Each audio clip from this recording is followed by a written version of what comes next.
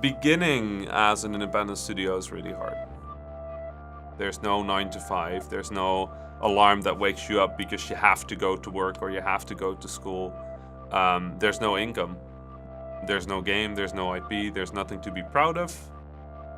It's a void. And like the only thing that fills that void is your motivation to work on things.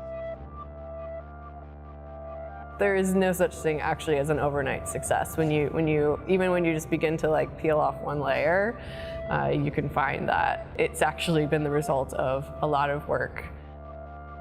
A great game designer is not someone that just has a great idea, but it's someone who, when they find out their first idea was terrible, has 100 more ideas to try. There's definitely ebbs and flows. There's times when you're just so positive and everything seems to be looking up, and then the very next week you're like, what am I doing? I should just get a real job and stop pretending like I'm a game dev.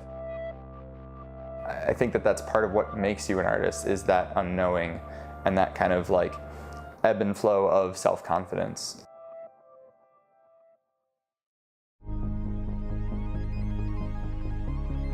I had heard horror stories about Kickstarter and I had heard amazing success stories. So I wanted to dig deeper and see what the more reasonable reality of Kickstarter was. It was definitely stressful for a while there. Me and my brother just kept persisting on because it was just so like gratifying to be able to work on that project that we just had to keep going at it. Again, I was back in this situation where I had no place to go.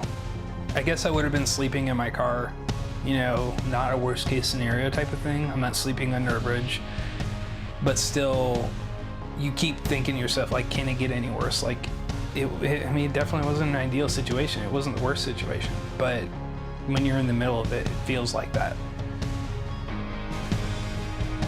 Every time some economic hardship or anything would happen in my life, I almost felt like it was riskier for me just to stay doing these low-paying jobs for forever where nothing was changing than to actually go all in on like trying to be a game developer.